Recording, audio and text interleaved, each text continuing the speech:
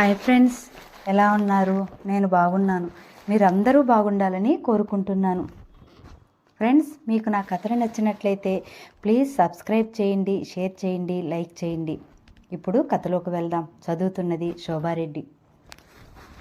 నవనాడులు కృంగిపోయాయి. తన గుండెల్లో కొలువైన ఆ దేవత వేరే ఇంటి దీపం కానుందని ఎంతగానో శోభించినా ఆమె ఎక్కడ ఉన్నా సుఖంగా ఉంటే చాలని చెప్పి గుండె రాయి చేసుకున్నాడు. కానీ ఆ దేవత నేడు భర్తకి, కుటుంబానికి, పుట్టింటికి, ఆఖరికి సమాజానికి కూడా దూరమయ్యే పరిస్థితి ఎదురవుతుందని కలలో కూడా ఊహించలేదు. తప్పెవరిది? అపరిచిత దాత ఇచ్చిన రక్తాన్ని పరీక్షించకుండా ఆమెకు ఎక్కించిన ఆసుపత్రి సిబ్బందిదా? భార్యకి ఏ కారణం చేత ఈ వైరస్ సోకినా మానవత్వాన్ని మరిచి ఆమె కర్మానికి ఆమెను వదిలేసిన సునంద భర్తదా? లేకపోతే హెచ్ఐవి సోకిన ప్రతి వ్యక్తి ఎయిడ్స్ పేషెంట్గా మారడని, అందుకు చాలా కాలం పడుతుందని, ఈలోపు రోగికి సరైన చికిత్స చేస్తూ యాంటీ రిట్రోవైరల్ డ్రగ్స్ వాడుతూ వారి ఆయు ప్రమాణాన్ని పెంచవచ్చునని ఎరుగక ఆమెను దూరంగా ఉంచిన పుట్టింటి వారిదా? వారి అజ్ఞానంలో పాలు పంచుకుంటూ ఆమెను వెలేసినట్లుగా చూస్తున్న ఈ ఊరి జనానిదా? ఛీ, ఇలాంటి వారి కోసమా సునంద తాపత్రయపడినది? ఇలాంటి వారి బాగుకోరా తనను డాక్టర్ చదవమన్నది? ఇలాంటి దుర్మార్గుల కోసమా తనని పల్లెలో ప్రాక్టీస్ పెట్టమని కోరినది? మనుషుల్లో మరీ ఇంత కర్కసత్వమా? పానికి దుఃఖం ఆగడం లేదు. తనని చిన్ననాటి నేస్తం, తన ప్రాణసఖి ఇంత దుర్భర స్థితిలో ఉందని తెలిసా కూడా తన గుండె పగిలిపోకుండా ఉండేందుకు తనది మరీ ఇంత రాతి గుండె. లోపలే వేదనతో సతమతమయ్యాడు పాని. ఉన్న పలంగా దిగ్గును లేచి, అమ్మా సునంద దగ్గరికి వెళ్ళొస్తాను, బతిమాలో బామాలో నాతో తీసుకువస్తాను, నీకేం అభ్యంతరం లేదు కదా అడిగాడు పాని. చచ్చా, నాకెందుకురా అభ్యంతరం? అందరూ పోవలసిన వాళ్ళమే. కాకపోతే ముందు వెనక సునంద మనతో ఉంటే మనకేదో రోగం వస్తుందన్న భ్రమ కానీ సంకుచితత్వం కానీ నాకు లేవు. తప్పకుండా తీసుకురా. ఆ పిల్లను బాగా చూస్తేనన్నా కాస్తన్న శర్మగారి రుణం తీర్చుకున్నట్లుగా అవుతుంది. అందరూ కలిసి ఆ పిల్లకి చేసిన అన్యాయానికి కుదేలే మంచం పట్టారా పెద్దాయన. కనీసం మనమన్నా ఆమె బాగోగులు పట్టించుకుంటున్నామని తెలిస్తే ఆయనకు కాస్త మనశ్శాంతి కలుగుతుంది, శారదమ్మ చెప్పింది కృతజ్ఞత ఉట్టిపడే స్వరంతో. తల్లి విశాల హృదయానికి చెలించిపోయాడు పాని. చదువుకి సంస్కారానికి సంబంధం లేదని ఆమెను చూస్తే అర్థమవుతుంది. చేతులెత్తి తల్లికి మొక్కాడు కన్నీళ్ల మధ్యన. కొడుకు భుజం తట్టింది శారదమ్మ సాంత్వన చేకూరుస్తున్నట్లుగా. వద్దు పాని, లోపలికి రావద్దు, నాకెవరూ లేరు, నా కోసం ఎవరూ రావద్దు కూడా, నేను ఒంటరిని. వీధి కిటికీలో నుంచి బయటకు చూస్తూ కూర్చున్న సునంద గేటు తీసుకుని లోపలికి వస్తున్న పానిని గమనించి హిస్టీరిక్గా కేకలు వేసింది. ఆ కిటికీ చువ్వల మధ్య నుంచి దయనీయంగా కనిపిస్తున్న ఆమె రూపాన్ని చూసి పాని కడుపులో దేవేసినట్లుగా అయింది.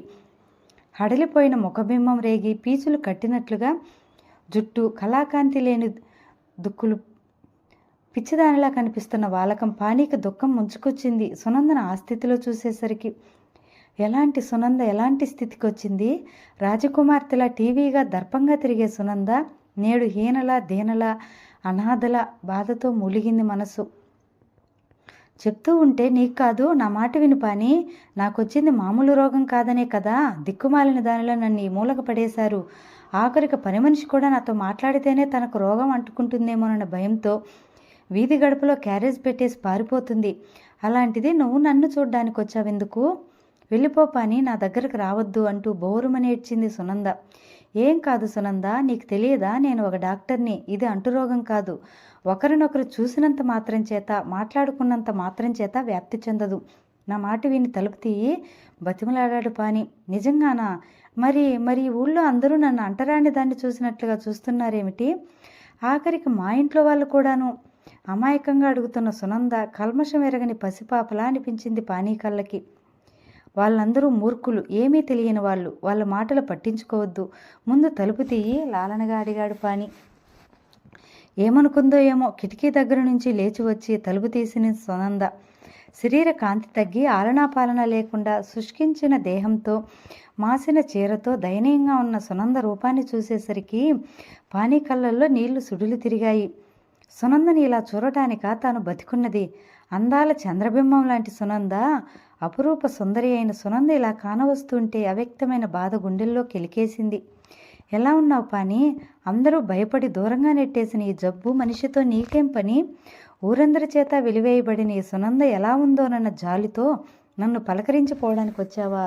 పేలవంగా ప్రశ్నించింది సునంద. జాలితో కాదు సునంద, నా ప్రాణం, నా చిన్ననాటి స్నేహితురాలు, నా ఆరాధ్య దేవతకి గతి పట్టిందేమిటా అన్న బాధతో వచ్చాను. లేచి తయారవ్వు, నిన్ను నాతో పాటు పట్నం తీసుకెళ్ళిపోతాను, నిన్ను నీ కూతురిని కళ్ళల్లో పెట్టుకుని చూసుకుంటాను అన్నాడు పాని అనురాగాన్ని మాటల నిండా పొదికి. నాకు వచ్చిన రోగం ఏమిటో తెలుసా? ఎయిడ్స్. దానికి చికిత్స లేదు, నివారణ ఒక్కటే మార్గం.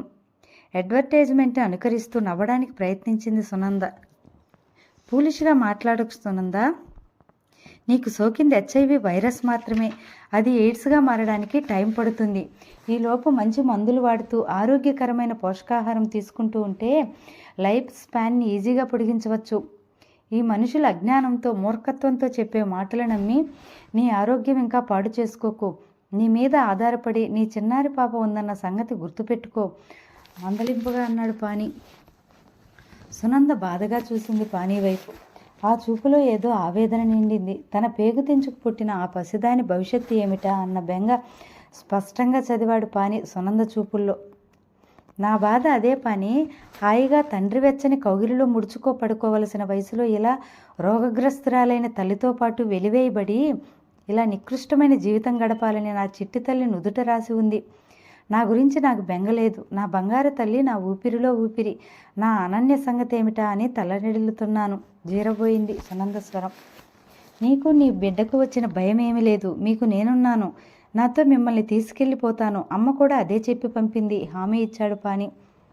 నేను నీతో వచ్చేస్తే ఈ లోకంలో నేను నీతో లేచిపోయానంటుంది పాని. జీవరహితమైన చిరునవ్వు కదలాడింది సునంద పెదవుల మీద. ఈ స్థితిలో కూడా లోకం గురించి ఆలోచిస్తున్నావంటే ఈ జనాలు నిన్ను ఎంత బాధ పెట్టి ఉంటారో నాకు అర్థమవుతుంది. నీకు రోగం సోకిందని నీతో పాటు నీ కూతురుని కూడా హింసిస్తున్నప్పుడే అర్థమైంది ఈ లోకపు సంస్కారం. అలాంటి లోకం సంగతి నువ్వు పట్టించుకోనక్కర్లేదు, పళ్ళు వికించి కోపంగా అన్నాడు పాని. అయినా మర్చిపోయావా పాని, నువ్వు నాకు మాట ఇచ్చావు. నేనా మాటిచ్చానా? ఏమని? ఆశ్చర్యంతో పాని కళ్ళు పెద్దవైనాయి. నువ్వు డాక్టర్ అయ్యాక ఈ ఊళ్ళోనే ప్రాక్టీస్ పెట్టి ఇక్కడి ప్రజలకు సేవ చేస్తావని నాకు మాట ఇచ్చావు అంది సునంద చిరునవ్వు నవ్వుతూ. నీరసించిపోయిన ఆ వదనంలో సాటి మనుషుల మీద దయ, కనికరం కనిపించాయి పానికి. ఈ సౌజన్యమూర్తిన అందరూ ఇంత వేధిస్తున్నది. నేను మాట ఇవ్వలేదు, నువ్వే నన్ను కోరావు అసహనంగా అన్నాడు పాని. నా కోరికను నెరవేర్చేంత ప్రేమ నీకుందని నాకు తెలుసు పాని, నవ్వింది సునంద. చివాలన తలెత్తాడు పాని. అతడి కళ్ళల్లో ఏవేవో ప్రశ్నలు తారట్లాడినాయి. అవును పాని, నీ చేయందుకుని నీతో నడవలేకపోయిన దురదృష్టవంతురాలిని. నీ మనసు చదవలేననుకున్నావా? నువ్వు నీ మనసులో ప్రేమ వ్యక్తపరచకపోయినా ఆడపిల్లను అన్యాపదేశంగా నా మదిలో మాట చెప్పాను. నువ్వు చెప్పావా? అపనమ్మకంగా అన్నాడు పాని. అవును, బాగా గుర్తు తెచ్చుకో. ఆ రోజు నా పెళ్లికి ముందు నువ్వు వచ్చినప్పుడు నాకు ఈ ఊరిని అమ్మను వదిలి దూరంగా వెళ్ళాలని లేదని, ఈ చుట్టుపక్కల సంబంధం చేసుకుంటే అమ్మను చూసుకుంటూ ఉండవచ్చువని నర్మగర్భంగా చెప్పాను. కానీ నువ్వు గమనించలేదు. ఆడపిల్లని అంతకన్నా ఇంకెలా వ్యక్తపరచాలో ఆ క్షణాన నాకు తెలియలేదు పాని. ఏడుపు తన్నుకొచ్చింది ఆమెకు. కొయ్య బొమ్మలా బిగుసుకుపోయిన పాని సునంద మనసులో తానున్నానన్న విషయం విని సంతోషించాలో దుఃఖించాలో బోధపడలేదతడికి. ఆ క్షణంలో ఆరాధించి అర్పించే దేవత హఠాత్తుగా ప్రత్యక్షమై వరాన్ని శాపాన్ని ఒకేసారి ప్రసాదించినట్లుగా అనిపించింది అతడికి. It's too late Sunanda, too late, తనలో తానే గొనుక్కున్నట్లుగా అన్నాడు. ఇద్దరం విధివంచితులం, శాపగ్రస్తులం కాబట్టే ఒకరి ప్రేమ ఇంకొకరికి చెప్పుకోలేక బాధపడ్డాం. జరిగినదేదో జరిగింది. మన ఇద్దరి మధ్యన గల ప్రేమ ఈ లోకానికి తెలియజేయడానికి మనం పెళ్ళే చేసుకోనక్కర్లేదు. నా మాట విని నాతో వచ్చేయి. నిన్ను నా గుండెల్లో దాచుకుని చూసుకుంటా. బతికి ఉన్న నాళ్ళు ప్రశాంతంగా జీవితువు గాని ఊరడింపుగా అన్నాడు. మరి ఈ ఊరి వాళ్ళ సంగతి? వీళ్ళ కోసమే కదా నిన్ను మెడిసిన్ చదవమన్నాను అంది. ఇంత ఘోరంగా నిన్ను ట్రీట్ చేస్తున్న ఈ ఊరి వాళ్ళ కోసం ఇంకా తాపత్రయపడుతున్నావా? నీ మంచితనాన్ని అర్థం చేసుకున్న సహృదయం వీళ్ళకి లేదు. ఇలాంటి దయలేని రాతిగుండె మనుషుల కోసం నేను నా విద్యను ఉపయోగించదలుచుకోలేదు. పాత్రత లేని వాళ్ళ కోసం నా చదువును దుర్వినియోగం చేయలేను, తెగేసి చెప్పాడు పాని. అతడి ఆవేదన అర్థమైన దానిలా చూసింది సునంద. ఇంతలో అమ్మా అంటూ పక్కనున్న గదిలోంచి కళ్ళు నులుముకుంటూ వచ్చిందో 3 ఏళ్ల పాప. ఆమెలో సునంద పోలికలు కొట్టొచ్చినట్టుగా కనపడుతున్నాయి. నిగనిగలాడాల్సిన పాలబొగ్గలు సరైన పోషణ లేక లోతుకుపోయాయి. తల్లి మనోవ్యాధి బుజ్జాయి మీద తీవ్ర ప్రభావం చూపుతోందని పానికి అర్థమైంది. వెంటనే లేచి అక్కడున్న సునంద సామాన్లు బట్టలు సర్దడం ప్రారంభించాడు. మరొక ఆలోచన లేకుండా, పాని నా మాట విను, ఈ రోగిష్టిదాన్ని తీసుకెళ్ళి నువ్వేం సుఖపడతావు చెప్పు. నా వలన నీకు ఏ రకమైన ఉపయోగం లేదు, అడ్డుకోబోయింది. ఏ రకమైన అంటే చురుగ్గా చూశాడు. అంటే అది నీళ్లు నమిలింది. చూడు, ప్రేమకు పరాకాష్ట సెక్స్ మాత్రం కాదు. కోర్స్ ఇష్టపడిన మనిషితో శారీరక సాంగత్యం ఆ ప్రేమికులను మరింత దగ్గర చేస్తుంది. కానీ కేవలం శారీరక ఆకర్షణకి లోబడ్డ ప్రేమ కలకాలం నిలవదు.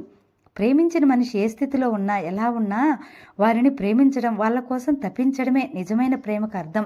సందేహం తీరిందా అన్నట్లుగా చూశాడు పాని.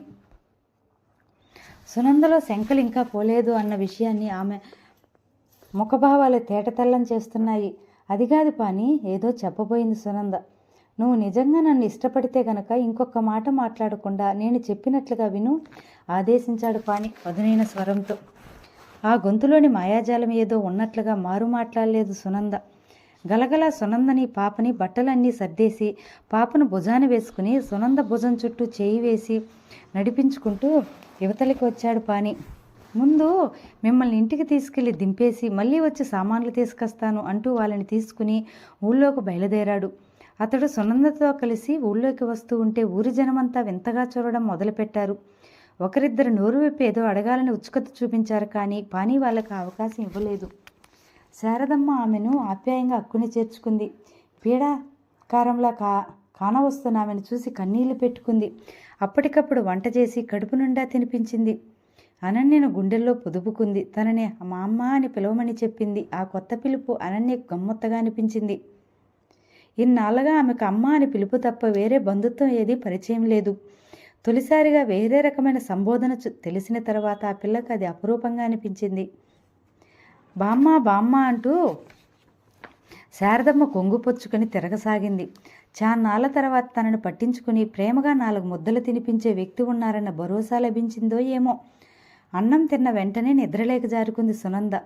ఏ మనిషికైనా, అందులో ప్రాణాంతరకమైన జబ్బుతో బాధపడుతున్న మనిషికి నేనున్నాను అంటూ అండగా నిలబడే వ్యక్తి దొరికితే వాళ్ళలో భయాలు సంకోచాలన్నీ గాలి కొట్టుకుపోయిన దూది పింజల్లా తేలిపోయి బతుకు మీద తీపి కలుగుతుంది. ఒక నిశ్చింత మొదలవుతుంది. సునంద ఆ స్థితికి చేరుకుందో లేదో తెలియదు. కానీ అన్ని రోజుల తర్వాత తనను చేరదీసి ఆదరించి అన్నం తినిపించే వ్యక్తి ఎదురవగానే ఆమెలో ఏదో ఊరట కలిగింది. గాఢ నిద్రలో జారుకున్న సునందని ప్రేమగా చూస్తూ, అమ్మా నువ్వన్నీ సర్దేయి, సునందని తీసుకుని మనం ఊరెళ్ళిపోతున్నాం. ఇక్కడ ఉంటే తను వేగంగా కోలుకోలేదు. నేను వెళ్ళి ఫోన్లో శ్యామ్తో మాట్లాడి వస్తాను చెప్పాడు శారదమ్మ బదులునీయకుండా కొడుకు చేతిని తీసుకుని మెత్తగా ముద్దాడింది. ఆమె కళ్ళకి కొడుకు అంత ఎత్తుకు ఎదిగిన వామనుడిలా కనిపిస్తున్నాడు. పాని ఊరి పోస్టాఫీస్కి వెళ్ళి శ్యామ్కు ఫోన్ చేసి పరిస్థితి క్లుప్తంగా వివరించాడు. తాము ఉండేందుకు చిన్న ఇల్లు చూసి పెట్టమన్నాడు. సరే పాని, నువ్వు వరి అవ్వకు, మాకిక్కడ వేరే ఇల్లు కూడా ఉంది. 2 నెలలుగా సరైన పార్టీ దొరకక అది ఖాళీగానే ఉంది. నువ్వు అర్జెంటుగా మీ వాళ్ళని తీసుకుని వచ్చాయి అంటూ అభయం ఇచ్చాడు శ్యామ్. పొంగిపోయాడు పాని. తాను చేయబోయే కార్యానికి ఆ భగవంతుని అండ కూడా దొరుకుతుంది శ్యామ్ లాంటి స్నేహితుల రూపంలో అనుకున్నాడు. సునందని తనతో తీసుకెళ్లే ముందు ఒక మాట ఆమె కన్న తండ్రి అయిన శర్మగారి చెవిని వేయడం తన బాధ్యత అనిపించింది. ఆ వెళ్ళడం తిన్నగా ఆయన దగ్గరికే వెళ్ళాడు. ఏదో తన పనులు తాము చేసుకోగలుగుతున్నారన్న మాటే గాని ఆయన పరిస్థితి అంత బాగాలేదు. కొడుకుల హయాంలో ఆయన నిర్బంధంతో కూడిన జీవితం గడుపుతున్నారనిపించింది. పానిని చూడగానే ఆయన కళ్ళు మెరిశాయి. పాని చెప్పిన విషయం వినగానే ఆయన వదనంలోకి కాంతి దూసుకువచ్చింది. మాటరాని మౌనంలో కొట్టుమిట్టాడుతూ నయనాలతో అశ్రువులు పొంగి పొరలుతూ ఉండగా 2 చేతులు ఎత్తి పానికి నమస్కరించాడు. ఆయన్ను వారించాడు పాని. అతడు ఆయనతో మాట్లాడుతున్నంతసేపు అక్కడే తారట్లాడుతూ నిలబడ్డారు ఆయన కోడళ్ళు.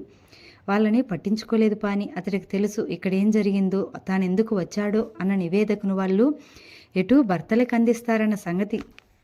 వారి కవలికల్లో పీడ వదిలిందన్న భావం కనిపించింది పానీకి. సునంద గురించి దిగులు పెట్టుకోవద్దని మరీ చెప్పి ఆయన దగ్గర సెలవు తీసుకుని ఇంట్లో నుంచి బయటపడ్డాడు. తెల్లవారుజామునే అతడు ఆ ఊరికి శాశ్వతంగా వీడ్గోలు పలికి తల్లిని సునందని అనన్యను తీసుకుని విశాఖకు వెళ్ళిపోయాడు. విశాఖలో ఖాళీగా ఉన్న శ్యామ్ ఇంట్లో పాని మకాం పెట్టాడు. శ్యామ్ ఇల్లు మరీ పెద్దది కాదు, చిన్నది కాదు. 2 పడక గదులు, ఓ మోస్తరు హాలు, సౌకర్యవంతమైన వంటగది, ఇంటి ముందు వెనుక ఖాళీ జాగా, ఒక చిన్ని కుటుంబం నివసించేందుకు వీలుగా ఉంది. శ్యామ్ దయతలిచిచ్చాడు కాబట్టి. కానీ ఇప్పటికప్పుడు ఉన్నపలంగా ఈ మహాపట్నంలో తాను అద్దెకి ఇల్లు ఎలా సంపాదించగలిగేవాడు? శ్యామ్ పట్ల కృతజ్ఞతతో పానీ మీద నుండి మది నిండిపోయింది. అక్కడికి రాగానే అతడు చేసిన మొదటి పని ఏంటంటే సునందను అర్జెంటుగా స్పెషలిస్ట్ డాక్టర్కి చూపించడం. వారు ఆమెను పరీక్ష చేసి అప్పటికే ఆమె ఎయిడ్స్ రోగిగా మారిందని నిర్ధారించాడు. హతాశుడైనాడు పాని. అప్పటి వరకు అతడి మెదిలో ఏ మూలో అతడికి ఆమెకున్న HIV ఎయిడ్స్గా రూపాంతరం చెంది ఉండదేమోనన్న ఆశ మినుకుమంటూ ఉండేది. కానీ ఆమె ఎయిడ్స్ పేషెంట్గా మారిందన్న వార్త విని తనలో తానే కుమిలిపోయాడు. నేను చెప్పానా పాని, నీది వృధా ప్రయాస అని నాకు తెలుసు. నా అంత దురదృష్టవంతురాలు ఈ భూమి మీద ఉండదని పేలవంగా నవ్వింది సునంద. అలా అనకు సునంద. ఎయిడ్స్ వ్యాధికి చికిత్స లేని మాట వాస్తవమే అయినా యాంటీ రిట్రోవైరల్ డ్రగ్స్ వాడుతూ కొన్నాళ్ళ పాటు ఆరోగ్యంగా జీవించవచ్చు. తడుముకోనాడు పాని మాటల కోసం. ఎన్నాళ్ళ పాటు పాని? నవ్వుతూ అనింది సునంద. పాని మౌనంగా నేలచూపులు చూశాడు. నాకు తెలుసు పాని, ఈ ప్రశ్నకు సమాధానం లేదని. అయిన వాళ్ళందరూ గాలి కొదిలేసిన ఈ దరిద్రురాలి కోసం ఎందుకింత ఆరాటపడుతున్నావు? నా మాట విని నా పాటికి నన్ను విడిచిపెట్టేసేయి. చేతుల్లో